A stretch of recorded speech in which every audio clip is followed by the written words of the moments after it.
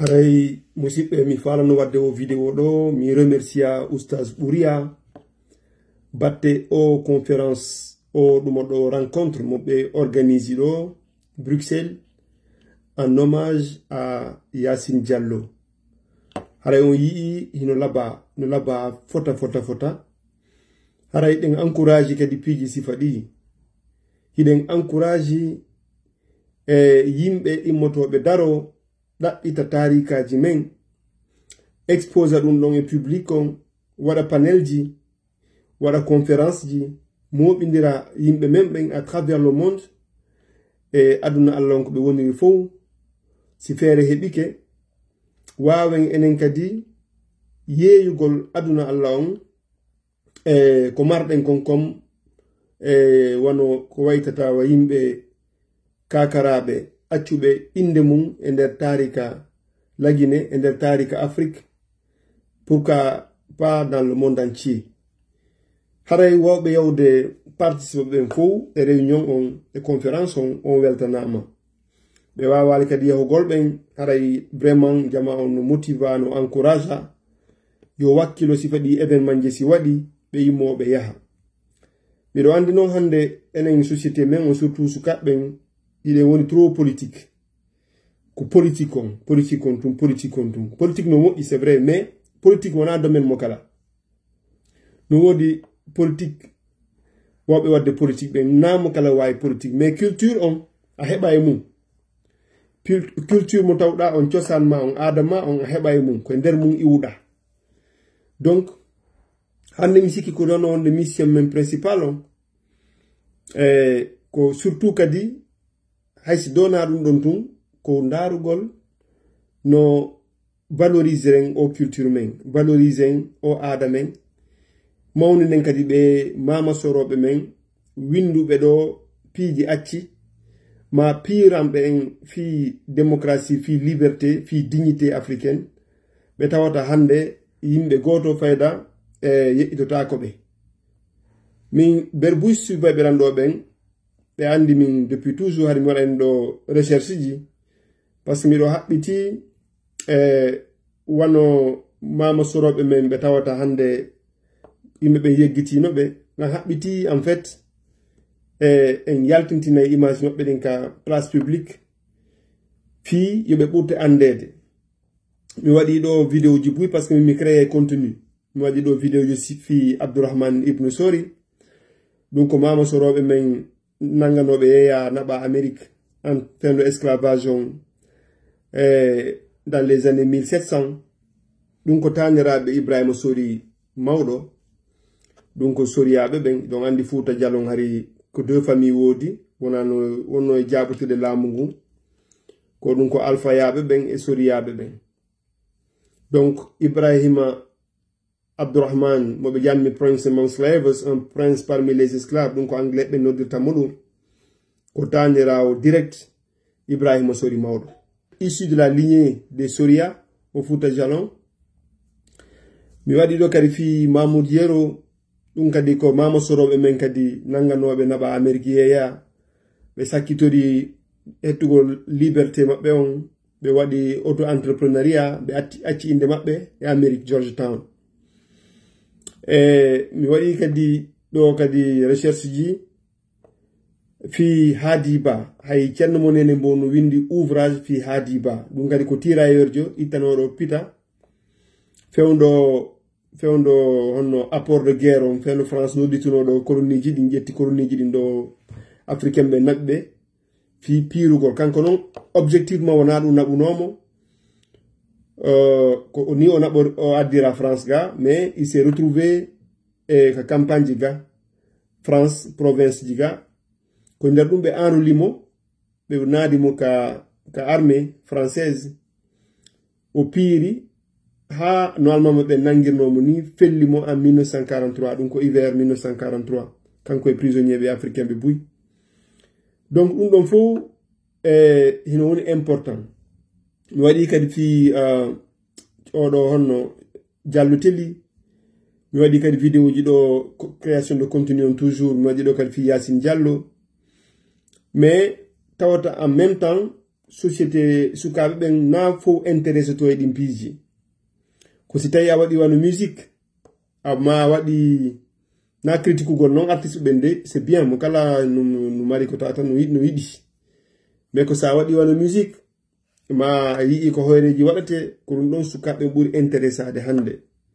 donc hewtile hande ko yimɓe ɓen wattana yila e golleji ko mawɓe men ɓe wanno kon acci ɗo c'est important yen valorise ɗum hande ko oustas ɓuriya initie ɗo kon ko laba ko dowa ɗum jokkede ko dowa ɗum continuede parce que say hitande kala duuɓi ɗiɗi kala en waɗi on panel e temji goɗɗo e maɓɓe en tout cas fi maɓɓe majjata tawti kadi mi suiviɓe conférence on ɗo parce que mi suivi conférence on mo compital partage on mi yi toon kadi ɓe buy intervenuɓe ɓe yewti ko labba moko baɓe bus donc woɓɓe ko yewtuno ɗon ko woni important kadi buy kadi de yewti koni important mais ɓen noon kadi ko ɓe haali kon c'est important fi retour aux sources fi yo yimɓe ɓen accu appropriagol souvent le déjà mi waɗa ɗum ko vidéo jang yimɓe accu ƴettugol aada goɗɗo haɓɓito ɗum changedire ɗum e aada mum o ko wana ko yowiti wa inde kawle men ɗen fuuta changugol ɗe ɗum ɗon na ko laba na ko moƴƴi par ce que en majjene woni taarika men on en majjene woni tawi men on e nani men on ma changugol indeji men ɗin arabisa ɗi ma francisa ɗi ɗum ɗon labaka par ce que iwata ko en fulɓe fuuta allah taguɗo jama on tigi taguɗo en on o tagu en dans la diversité manam mo kala o tagimo e leñol mum e haala makko c'est pas pour rien donc innugol noon joni identifié to e goɗɗo watta hoorema arabuji allah tagima le pullo haray a faayi a wawi noon wadde diina kan rewa allah kono andita ko no tagirma noon kadi ɗum faut accepta ɗum noon donc to yimɓe ƴettu inde mum nden arabisa ɗum noon to bonnan en ko tawruɗe mawɓe men kon ton feni en fait ten yedduɓe quoi c'est ça que je suis en train de dire yeddugol mawɓe mum ɓe naga o yeddu mama soroɓe mum ɓen par ce que gonko mi nanoɓe mawɓe ɗo no explique ɗon kon mama soroɓe men ɓe ronkatano prononcegol Aïcha ɓe ronkatano prononcegol Abdallah mais sa yi ma ko waytatano ma Fatima mais sa yi kamɓe ɓe inni Fatimatu ma ɓe inni Abdoullahi ma ɓe inni Aissatu ko par ce que ɓe andi ko ɗum ɗon enen welanta en fii ko fii en waw marolgol culture men on aada men on e hoore rewentina kan e hoore kadi aada men on haren hawkali mum c'est important ça donc kono honɗum kadi mari komi déplora par ce que ko analyse fi o conférence ɗo mi falno waɗude o vidéo ɗo ko le fait que sukaɓe ɓen bon haray ko hettiɓe ɓe hettaki kono yimɓe ɓe notaki massivement no duyra non ko tawata ko say ko concert ni joni har ko banque ma concert wonno wadde ɗo joni ko artiste joni arnoɗo yimɓe fo accitene ko woni yaha tawe ɗole no gasa ɗolan tan ƴiñile kadi ko gratuit ɓe waɗi o ɗuma ɗo na ko yoɓinte ɗo goto ittari mbuɗi fi assistugol ɗum ɗon c'était gratuit kono hay yawgol gratuitement assista ɗum ɗon tawno mettani yimɓen fi tawatele siko concert yimɓe no bañi no déboursugol 30 euros 40 euros 50 euros jusqu'à 80 euros yawgol assistugol concert artiste jo encore je n'ai rien contre les artistes hein. Na on mélange sujet ji ɗin mo kala ko golle maɓɓe ɗen quoi mais wona kamɓe on mi haalde ko société men on surtout sukaɓe ɓen on faami sukaɓe ɓen il faut heɓen éveil de conscience hay sen waɗay musique hay sen waɗay politique mais culture men on kadi domaine culturel on woten yeggitu c'est important parce que ko gonga ko Valérie haali ɗon kon ɗum ko o debbo winduɗo o livre sur la femme de Diallo Telli Hadja Kadiatou Telli Diallo o yewti ɗon haalaji kelɗuɗi ɗum ko Valérie Masumbuko o yewti ɗon haalaji kelɗuɗi ko tawata yimɓe ɓen no gasara warta naalila o wi en wona en fait chasseur jo on doit windude histoire ko honno warriri ngayuru ndin ko ngayuru ndin tigi doit windude histoire mum on kañum kadi par ce que sa jentige version wañowo on tun a andata ko honno ngayuru ndin kañum dartori ko ɗum o faala yewtude fi ɗum noon ko innugol wondema en doit ka habboragol goɗɗo e windan en taarika men malheureusement ko ɗum min mi remarqué c'est que en déjà à la base intellectuel men ɓe fulɓe ɓen ils ont baissé les bras iɓe acci c'est-à-dire que hay réseaux sociaux souvent mi dénonce ɗum ɗo minna classe intelligentsia fulɓe hande mi landoto souvent mine kontoɓe woni ko université hommo yawton ko adna ɗo ɗon kon wiide cadre jo pour le Fouta y en a pas université ko satti o woni payante ma woni ono gratuite toujours on yeyton cadre ɓe fulɓe jannguɓe domaine ji ɗin fof on faami jannguɓe domaine ji ɗin fof mais honto ɓen noon fof hande woni pourquoi goto memminotako ko ɗum woni so yi réseaux sociaux ji ɗin hande ɓe watti wolaɓe toon ɓe puyɓe alors que ko doit ɗon famude on réseaux sociaux ji ɗin c'est des canaux de communication justement wona mo wonɗo ko réseaux sociaux o woni ala ko waɗete ko par ce que mon ɗon fewndi ɗon hande noon si cadre men ɓen jannguɓe men ɓen joɗno organise waɗi panel ji kelluɗi ne serait que diffusugol ɗi information ji ɗo tawata hande en Guinée ɓe enseignata e ɓe jannata en tarika mawɓe men ɓen tigi tigi histoire on en andi ko falsifiaɗo si tawi en wanno ɗum ɗon on travail ɗon harayno hande kadi yimɓe ɓe majjirtano ni hande kala jannguɗo Guinée ɓaye buye men janngi Guinée toon iɗon andi histoire on ko honɗum ɓe jannata on hayso ɓe situde yimɓe men ɓen ko soit ko ɓe wiye ko traître ɓe ma ɓe inna ɓe wola dow fi maɓɓe brièvement ni de passage mais valoriser teɓe ɓen no toon eɗen andi donc noon ko hombo noon joni watta on travail on de défalsification de cette histoire qui a été falsifiée là comme ɓe wawata algol déconstruisa ɗum ɗon ko na dow goɗɗo go par ce que joɗagol ɗo inna maninka ɓen ino inni 2 octobre ko Sékou Touré tun min mi kondanata maninka ɓen si ɓe haali ɗum par ce que Sékou Touré ko maninkajo ko golle maɓɓe ɗen ɓoni waɗude ɓe valorisé mo maɓɓe on et ils ont le droit goto empêcha enen pullo enen kadi yen valorise yimɓe men ɓen hollen noon Sékou Touré waɗi ɗum ɗo c'est vrai mais no woodi kadi ɓe o gollidi tawata ɓen ko fuutankeɓe fi addugol lagine ko lagine woni ɗo hande il y a des peuples qui ont contribué à ça mais wana goɗɗo go arata windana en ɗum ɗo malheureusement ko mi woni ɗo joni ko non seulement en windata wallinen si goɗɗo windi en jangata en ha jaka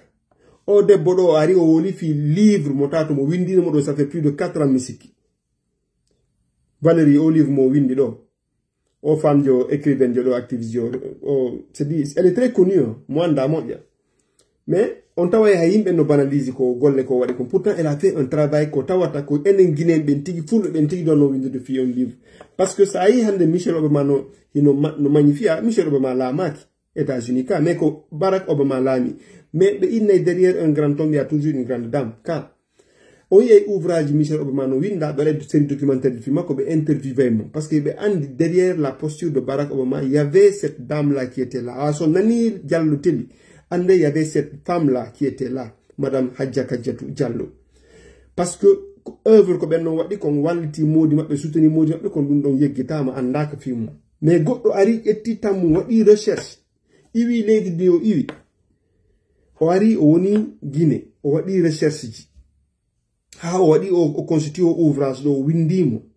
tawata a kontay ko hombo soodi on ouvrage ko hombo jangi on ouvrage intéressa en par contre siko hoyre fop harayno no humpa siko ballon fof no humpa si tawi ko concert musique fop no humpa est-ce que vous comprenez donc quelque part ko enen tigi woni responsable situation ni ko watta ko retard men on piiji bus ko enen woni on a été trop négligent diba ɓe cadre men jangunoɓe warano fewndo Sékou Touré heɓandema hande ko honto continuité on waɗi à part génération Bamba Madou en et génération ɓe en ɗo Diallo on Siradio Diallo en hay compte continuité on waɗi c'est vrai que ɗe mari hande politicien ɓe mais est ce que génération fulɓe ko marɗen kon fof jangunoɓe fof sino impliquino sur la chose non seulement politique culturelle et économique et sociale ɗo wiide hayno ɗen fewndino ɗon non parce que c'est facile joɗagol feɗa leader politique jo c'est facile joɗagol inna mawɓe men ɓe waɗano ɗum ɗo ma ni e ni e ni mais enen kon génération men o woni waɗude sena fijugol ko fijugol donc si goɗɗo ari windani en on livre ɗon tawa hay kellal ngol mo ovationna mo weltanomo en wawanalimo à plus forte raison jang ƴettugol ɗin livre ji ɗon janga partage sendita si goɗɗo créani en contenu minen min ƴettay tan min waɗa recherche min waɗa ko tawata ɗum ɗon normalement ça prend beaucoup de temps ara waɗa contenu partage fiyo yimɓe ɓeydito par ce que yimɓe no ami ƴettugo waɗa recherche janga livre ji mais si goɗɗo wannima contenu hare ko résumé tawata hay ɗum ɗon a partage ata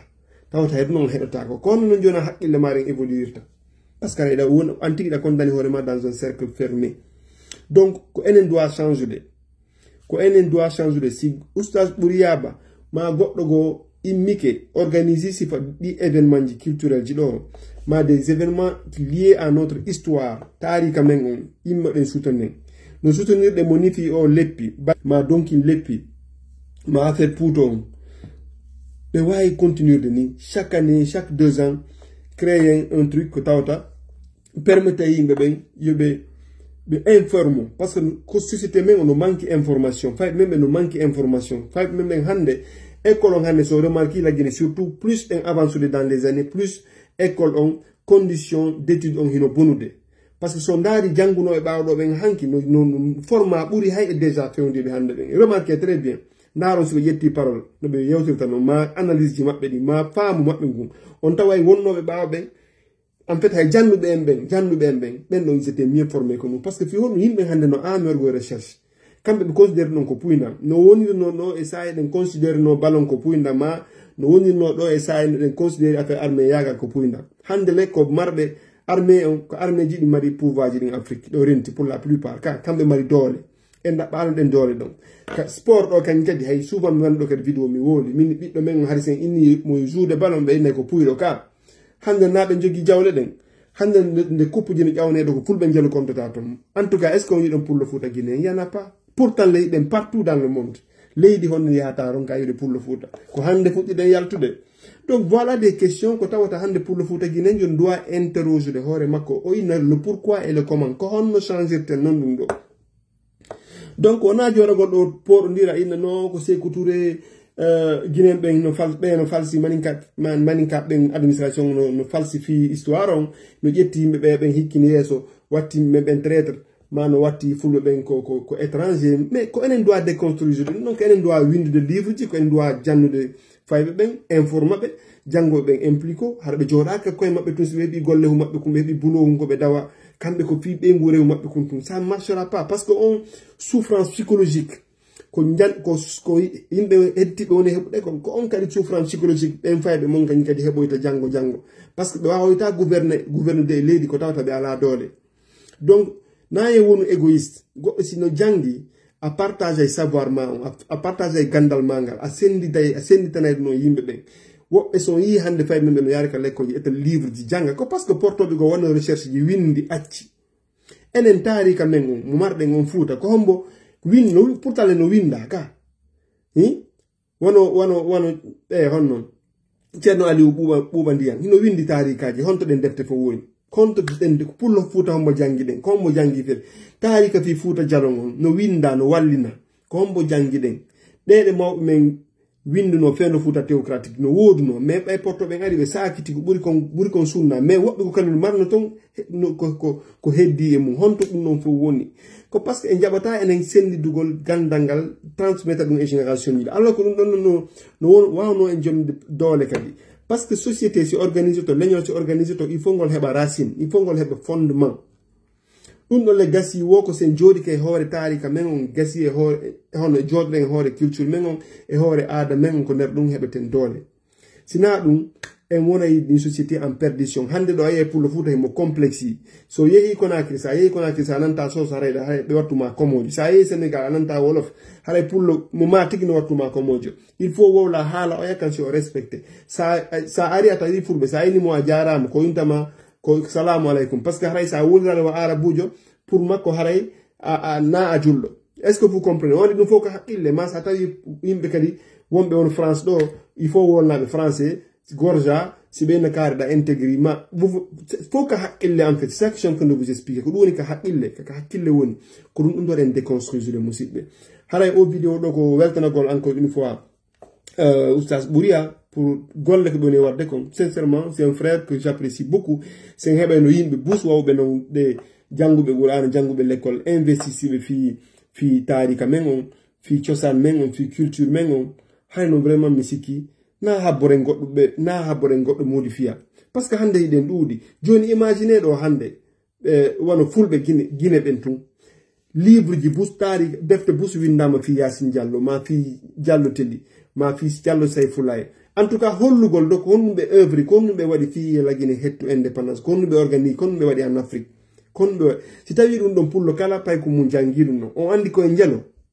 ko haray o andi haray savoir on o yaajay ɓuri say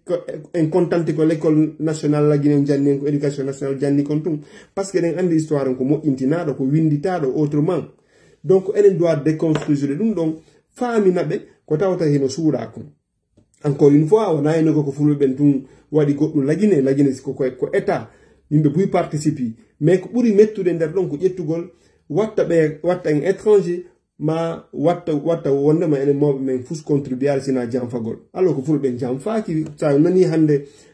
on indépendance de la Guinée fulɓe bus gollifi on indépendance adana argol Sékou Touré que pouvoir ka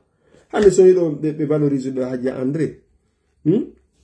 ko parce que ɓe considére ko Sékou Touré naɓe Guinée indépendance or que c'est pas vrai na kanko tun hande ɗo son ƴetti ɗo Hadja Kadiatou Telli Diallo ɓe mi hani on fi mum ɗo hande ɓe watti ɓeygu tawata ko ɓeygu traître jo tawata Diallo Telli kanko e hoore makko o contribue fi la Guinée hettu indépendance o ari kadi servugol leydi ndin sina no wawno wonde à l'international o profita kan kadi avec les ne serait qu'avec les ONG internationales organisme ɗi wonno e gollande ɗin o golla o jooɗo jokka hono haaju makko o ñaama o profita o waɗa la belle vie comme tout le monde ko o jaɓano non ɗum ɗon kanko o inni o gollanay leydi makko ni o gollanay pays makko donc enen kan non wonɓe extérieur ɓen enen kadi waten wa'u non waten il faut kan wa'en non mi innayno waten wonu enen hara ko hoore men on tun wonɓe e ndaranen fi génération ji men ɗin hande fi janggo par ce que koko transmettuɗen fayɓe ɓen ɗo o ko ɗum ɗon ɓe kaɓe heɓoyta arme janggo heɓe koɓe dartora c'est important goɗɗo si ɓurima ka culture ma haray o ɓurima goɗɗo wata appropriagol culture goɗɗo haɓɓito a convaincay mo e hoore culture makko ko an ƴettata culture ma on hikkinamo yeeso joni noon o ara confronte on culture ji mon ni mo kala heɓayno respectira oya mais si tawi tun a soumetike e culture goɗɗo mais haray o foolima par ce que haray danka haqqille ma o dominima haray vidéo on juuti mi salmini on